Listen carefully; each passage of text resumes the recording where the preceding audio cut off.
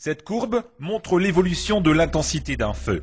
À partir de l'inflammation et pendant la première phase, le feu peut rester très faible pendant une longue durée. On entre ensuite dans la phase de développement, où l'intensité augmente rapidement. Puis un seuil est atteint, c'est le flashover. Il correspond à l'embrasement de tous les matériaux présents dans la pièce et par la présence de flammes immenses qui sortent des portes et des fenêtres. C'est l'étape critique du feu, celle où l'ensemble des gaz combustibles présents dans les fumées s'embrasent. Ensuite, le feu se développe encore un peu jusqu'à ce qu'il ne puisse plus s'accroître. Il s'agit de la phase de pleine intensité. Le feu continuera alors jusqu'à ce que tous les matériaux combustibles soient consumés.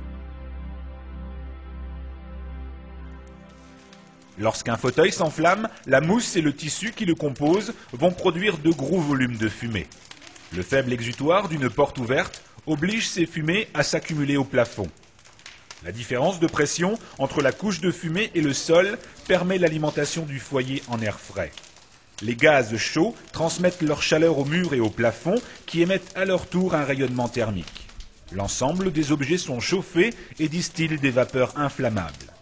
On va commencer à voir apparaître des flamèches, puis de véritables rouleaux de flammes. L'embrasement généralisé éclair va être l'étape normale de développement de cet incendie. Ce n'est pas un accident.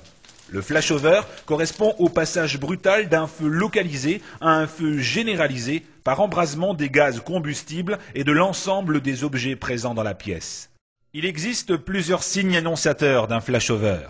Tout d'abord, celui-ci se produit toujours dans un local semi-clos, où l'apport d'oxygène favorise le développement du foyer. Le feu est localisé avec des flammes claires. La couche de fumée s'épaissit en partie haute avec des échanges thermiques croissants. L'espace de vie se trouve au ras du sol.